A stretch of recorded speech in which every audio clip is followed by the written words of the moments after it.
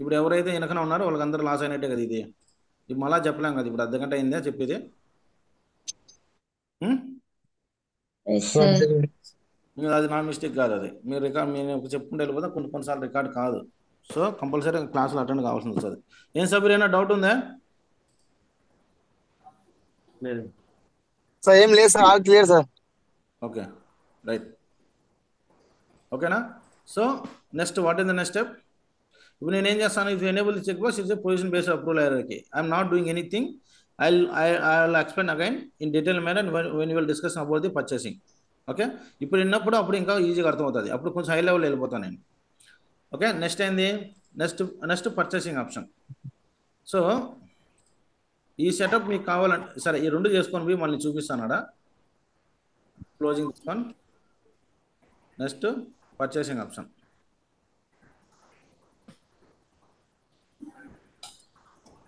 ఇక్కడ price tolerance అంటే ఏం చెప్పండి, anyone can tell me.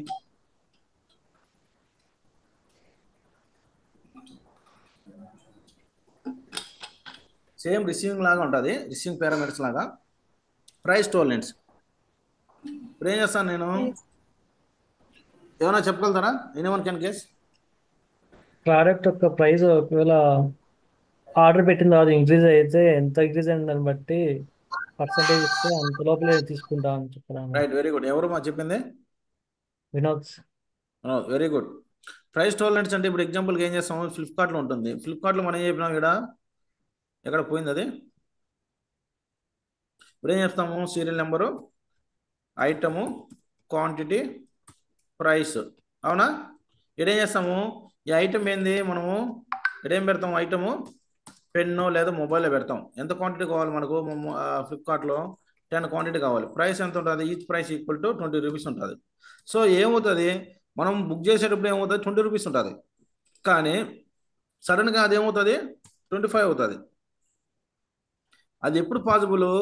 If you will give the price tolerance then it is applicable. There is no price tolerance, you don't accept that one. ఇప్పుడు మీరు కార్లు ఉంటాయి, car book చేస్తుంటాడు, ఈ రోజు బుక్ చేసినాం అనుకోండి, 2 monthsకు 3 monthsకు వస్తుంది వెయిటింగ్ పీరియడ్. ఇప్పుడు ఉన్న ప్రైస్ ఆ టయానికి ఉండదు. అబ్జర్వ్ చేస్తారా? Yes sir. సో అలా టైంలో ఈ ఒకవేళ ప్రైస్ టాలరెన్స్ ఇస్తే మనం యాక్సెప్ట్ చేస్తాం. ప్రైస్ టాలరెన్స్ లేకపోతే నాకు ఈ రోజు ఎంత ఉన్నిందో ఆ రోజు కూడా అదే కావాలంటాం. ఓకేనా? నెక్స్ట్ ఇంకోటి, ఇక్కడ RFQ number, request for quotation. ఇదంతా మీకు పర్చేసింగ్లో చెప్తాను, ఇక్కడ చెప్పినా కూడా మర్చిపోతారేమో. సో ఇప్పుడు ఏంటంటే మనం రిక్వెస్ట్ క్రియేట్ చేప్పుడు ఒక నెంబర్ జనరేట్ అవుతుంది.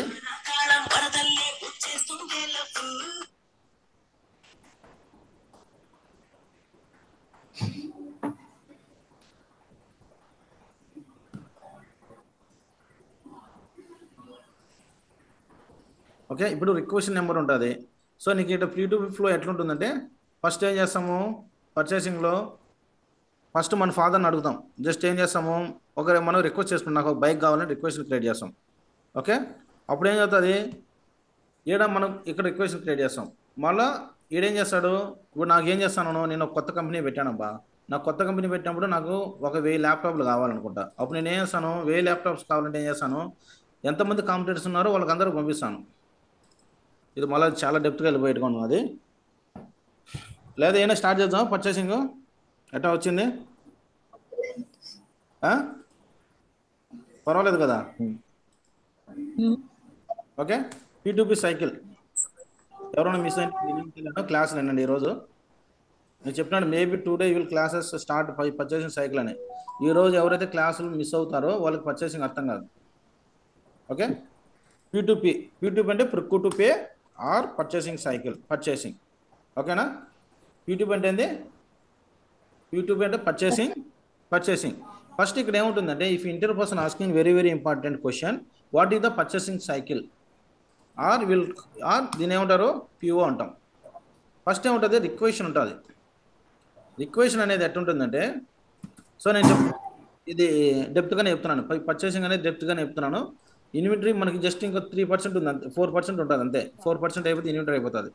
సో రిక్వెషన్ అంటే ఏంటంటే, ఇప్పుడు ఎగ్జాంపుల్ నేను ఒక కొత్త కంపెనీ స్టార్ట్ చేసినాను. కొత్త కంపెనీ కావాలన్నప్పుడు నాకేం కావాలి? మ్యానుఫ్యాక్చరింగ్ నాకు కొన్ని మిషనరీస్ కావాలి. నాకేం కావాలి? ఒక 1000 ల్యాప్టాప్స్ కావాలి. 1000 ల్యాప్టాప్స్ కావాలంటే ఏం చేయాలి? 1000 ల్యాప్టాప్స్ కావాలంటే ఏం కావాలి? నేను హలో, ఎస్ సార్ 1000 ల్యాప్టాప్స్ కావాలంటే నేను ఏం చేయాలి? బయట నుంచి కొనాలి. నాకు ల్యాప్టాప్స్ కంటే ఎవరు కాంపిటేటర్స్ ఉన్నారు outside? HP Dell, Dell HP, Lenovo Lenovo, ఇంకా యాసెసా, యాపిల్ యాపిల్, యాపిల్ ఎట్సెట్రా. వీళ్ళందరూ ఎవరు అవుతారు? కాంపిటేటర్స్. కాంపిటేటర్స్. సో సో మన పాయింట్ ఆఫ్ వ్యూలో సప్లైర్స్, వీళ్ళ పాయింట్ ఆఫ్ వీళ్ళ పాయింట్ ఆఫ్ వ్యూ ఏమవుతుంది? వీళ్ళ పాయింట్ ఆఫ్ కాంపిటేటర్స్ అవుతారు. ఓకే, ఇప్పుడు నేను మనం ఒక కారు కొనాలనుకోండి. ఒక కారు కాంపిటేటర్స్ ఎవరున్నారు మార్కెట్లో? Mahindra, Suzuki Hyundai. ఈ క్లాస్ ఇప్పుడు నేను చెప్పే క్లాస్ ఎవరే కానీ మిస్ అవ్వద్దు. ఈ క్లాస్ ఇప్పుడు మిస్ అయిన వాడికి ఇంకా నీ పర్చేసింగ్ అర్థం కాదు. ఓకేనా? మా శ్రావంతి మన చిరంజీవి చెప్పు. ఓకే, ఈ క్లాస్ 100% ఏమో అని చెప్పు రేపటి కల్లా. సార్ చెప్తాను. ఓకే, హర్ష వచ్చినాడా? హర్ష, ఉన్నానన్నా. ఓకే. ఉన్నా అన్న. సో నేను ఇక్కడ పర్చేసింగ్ స్టార్ట్ చేస్తున్నాను. నేను ఆల్రెడీ ఇంటికి కూడా ఇచ్చాను, మేబీ విల్ స్టార్ట్ అని. ఎందుకంటే ఇప్పుడు ఈ పాయింట్ నేను చెప్పాలంటే, మీకు ఈ పాయింట్లు చెప్పాలంటే ఇది అర్థం కావాలి ఫస్ట్. ఓకే, నేను ఇప్పుడు ఇది కంప్లీట్ చేయాలంటే ఏది? ఈ స్టెప్ కంప్లీట్ చేయాలంటే దేని గురించి మనం మాట్లాడుతున్నాం? Internal organization transfer. దేని గురించి వచ్చింది ఇది? Internal sales order. Without internal sales order చేయాలంటే ఒక సెటప్, ఆ సెటప్ కోసం ఇవన్నీ వస్తున్నాయి మనకు. అవునా? దానికోసమే కదా. ఇప్పుడు కారు కాంపిటేటర్స్ ఏమున్నాయి? ఇప్పుడు ఎగ్జాంపుల్కి నేను ఒక షోరూమ్ పెట్టాలనుకుంటున్నాను. ఒక షోరూంలో ఏముంటుంది? మల్టిపుల్, లేదంటే సరే నేను ఇప్పుడు ఒక ఎలక్ట్రానిక్స్ గూడ్స్ పెట్టాను. ఇప్పుడు నేను ఫ్రిడ్జ్లు పెట్టాలనుకుంటున్నాను. ఓన్లీ వాషింగ్ మిషన్ ఉంటాయి. ఓన్లీ వాషింగ్ మిషన్ ఒకటే పెడతానా? మల్టిపుల్ వాషింగ్ మిషన్ పెడతావా? Multiple companies, multiple. Sono vision ఉంది. సో వాడు ఏం చేస్తాడు? మల్టిపుల్ పెడతాడు. ఐఎఫ్బి తీసుకుంటాడు, ఎల్జీ తీసుకుంటాడు, సామ్సంగ్ తీసుకుంటాడు, Samsung, అన్నీ తీసుకుంటాడు కదా. Bosch. సో అప్పుడు ఏం చేస్తాడు? ఫర్ ఎగ్జాంపుల్కు ల్యాప్టాప్స్ వైజ్ అయిపోతున్నాను. నాకు ఇప్పుడు 1000 ఎంప్లాయీస్ ఉన్నాను నా కంపెనీలో. నాకు 1000 ల్యాప్టాప్స్ కావాలి. నేనేం చేస్తాను? ఫస్ట్ కొటేషన్ ఇస్తాను. ఎవరికి? పబ్లిసిటీ చేస్తాను నేను. ఎవరికి? నాకు 1000 ల్యాప్టాప్, 1 2 అంటే డైరెక్ట్గా పోయి కొంటాం. 1000 ల్యాప్టాప్ అనేది it's not a small matter, right? That is the reason. మనం ఏమంటారు? ఒకప్పుడు పేపర్స్ ఇచ్చేవాళ్ళము, ఇప్పుడు ఏం చేస్తున్నాం? అడ్వర్టైజ్మెంట్ ఇస్తాం, అడ్వర్టైజ్మెంట్ చేస్తున్నాం. అవునా? సో వాళ్ళకి ఏం చేస్తారు? మనకు రిక్రూట్మెంట్ కావాలని చెప్పి బయట కాంపిటేటర్స్ చెప్తున్నాం. కాంపిటేటర్స్ ఏం చేస్తారు? ఏమంటారు దాన్ని? టెండర్ ఏదో అంటారు కదా. ఒకరికొకరు తెలియకుండా జస్ట్ వాళ్ళు కొటేషన్ వేసి ఇస్తారు. హెచ్పి వాడు ఏం చెప్తాడు? నేను 50,000 ల్యాప్టాప్ అనుకో, దాన్ని 40,000కి ఇస్తాను. ఈ డెల్ వాడు ఏం చేస్తాడు? నేను 35,000కే ఇస్తాను, ఇట్స్ 2 years వారంటీ. ఓకే, ఇవన్నీ చెప్తాడు. ఇవన్నీ ఒకరికొకరు తెలియకనే ఎవరికి వెళ్తాయి? ఇది రిక్వెషన్ డిపార్ట్మెంట్కి వెళ్తుంది. అవునా? రిక్వెషన్ డిపార్ట్మెంట్కి వెళ్తుంది. ఇక్కడ రిక్వెషన్ అనేది 2 types ఆఫ్ రిక్వెషన్ ఉంటుంది. పర్చేస్ రిక్వెషన్, చాలా ఇంపార్టెంట్. సైకిల్, P2P సైకిల్ అంటే ఏందని అడుగుతారు. స్టెప్ 1, నిన్న కూడా ఇంటర్వ్యూ ప్యానల్లో ఇదే P2P సైకిల్ అంటే ఏంది. స్టెప్ 1, రిక్వెషన్ అంటే requesting the goods or services. Requesting the goods or services. What is the meaning of goods or services? అసలు డౌట్ వస్తుంది మీకు? What is the goods, what is the service?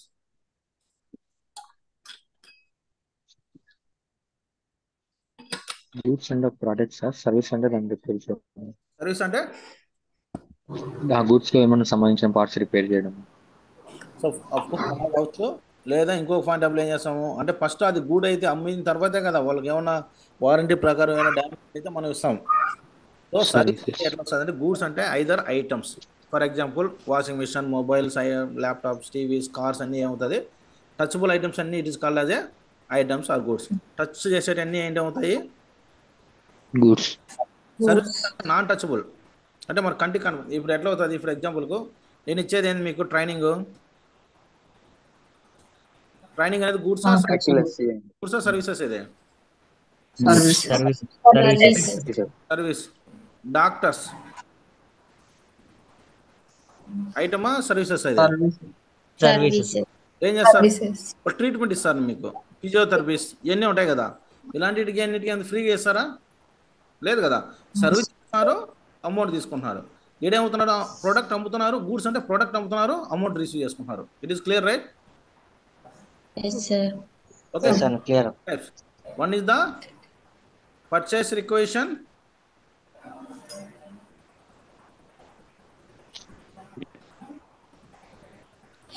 Okay, ఇక్కడ ఉంది. నేను ఇక్కడ ఇక్కడ ఇక్కడ చూపిస్తాను డైరెక్ట్గా. నేను మళ్ళీ అక్కడ రాసుకుంటా పోతే మళ్ళీ టైం వేస్ట్. సో ఇక్కడ ఏమవుతుందంటే ఎక్కడికెక్కడికో పోతాను subject.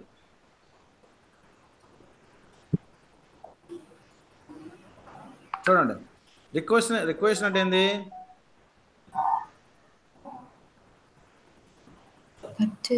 Purchasing goods or services from the externals. వైర్లెస్ క్లియర్. ఓకే రైట్, ఇక్కడ రాసాను చూడండి. స్టెప్ 1, రిక్వెషన్ అంటే it is to requesting goods or services. There are 2 types of requisitions are there. One is the purchase requisition or external requisition. అంటే purchase requisition or external requisition అంటే meaning ఏంది? It is to requesting goods or services from external source. Here source as the supplier. External source, you are requesting goods or services from the external. అంటే బయట నుంచి కొనే వాటిని ఏమంటారు? External. External. Purchase requisition, internal external requisition అంటారు. Internal requisition అంటే it is to requesting goods or services from internal source. For example Apollo medical shop, ఒకరికొకరు లేకుండా ఏం చేస్తారు? ఒకరికొకరు రిక్వెస్ట్ చేసుకుంటారు, తెచ్చుకుంటారు. అవునా? ఇప్పుడు ఎగ్జాంపుల్కి నేనేం చేస్తాను, ఇప్పుడు ఒక కార్ తయారు చేస్తాను. నాకు కార్ తయారు కావాలంటే ఇప్పుడు నేనేమో కార్ పేరేమో టాటా, కానీ టైర్లు ఎవరి? మేబీ సిఎట్ కావచ్చు, అపోలో కావచ్చు, మేబీ. ఇది ఇంటర్నల్ టైర్స్ అనేది అవుట్ సైడా? Out side. External. ఇంజిన్ ఎవరిది? ఓకే, కలర్ ఒక బయట కొంటాడు, కానీ ఎండ్ ఆఫ్ ది డే ఏమవుతుంది? ఇవన్నీ కలిపి బయట నుంచి కొనుక్కున్న తర్వాత ఈ బ్రాండ్ పెట్టుకుంటాడు. అవునా? If you want complete the finished good item, then some of the products you should purchase the item from the outside. This clear, right? Yes sir. Okay. Clear.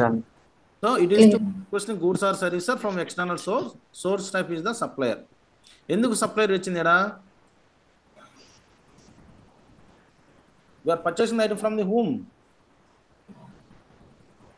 Suppliers. Suppliers. Okay, clear, right? Internal requisition, it is to requesting goods or services from internal source. ఒకరి దగ్గర లేకపోతే ఒకరు, ఇప్పుడు Apollo దగ్గర లేకపోతే ఏం చేస్తాడు? ఇంకొక అపోలో దగ్గర తెప్పించి కస్టమర్కి ఇస్తాడు, కానీ కస్టమర్ వదులుకుంటాడు వాడు. No sir. అందుకు సోర్స్ టైప్ ఏమొచ్చింది? ఇది Inventory. ఎందుకు? What is the meaning of the inventory?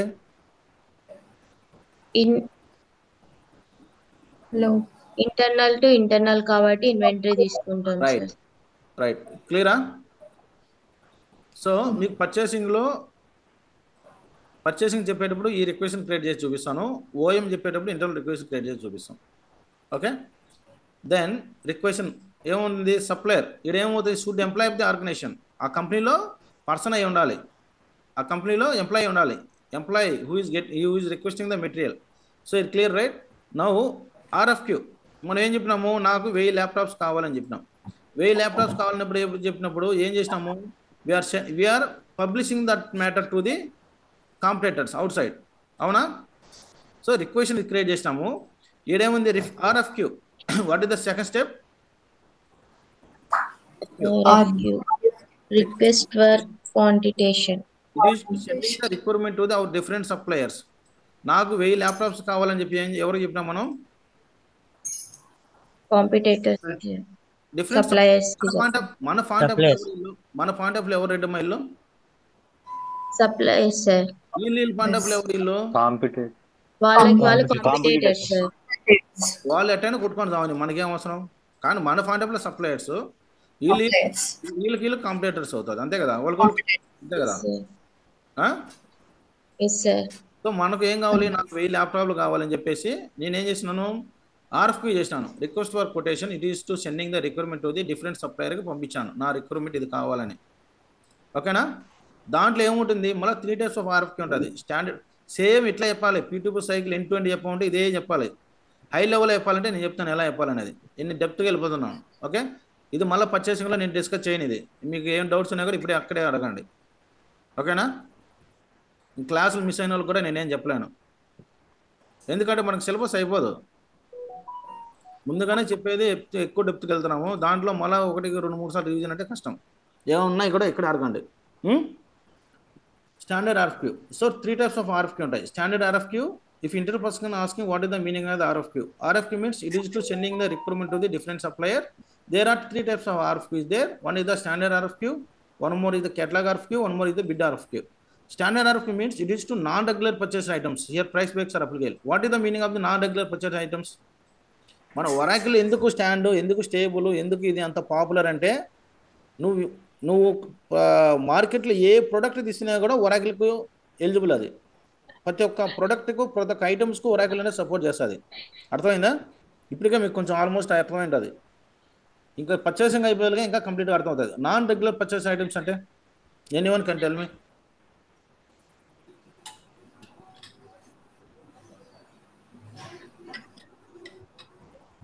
Sir non regular అంటే మనం ఎప్పుడు కొనని వాటిని ఫస్ట్ టైం కొనేటప్పుడు మనం నాన్ రెగ్యులర్ అని చెప్తాం సార్. 50% correct, 50% wrong. ఫ్రీక్వెంట్గా పర్చేస్ చేయకుండా. రైట్, ఇది answer. So for example can you tell me 1 or 2 items? Gold అన్న TV, fridge. Okay, TV, fridge, gold ఎన్ని దేని కింద పోతాయి? Non regular regular purchasing. పప్పు, ఆయిల్ ప్యాకెట్లు, రైస్ ఎన్ని? Regular purchased items. It is clear, right? It is for non regular purchase items. A price breaks are applicable అంటే ఏముంది? Discount applicable అవుతుందని ప్రైస్ బ్రేక్స్ అంటే. ఓకేనా? ఇంకోటి catalogue RFQ. It is for bulk quantity or large value of regular purchase. వీటిలో ఏం చేస్తారు? బల్క్లో కొంటాం వీటిల్లో? No sir.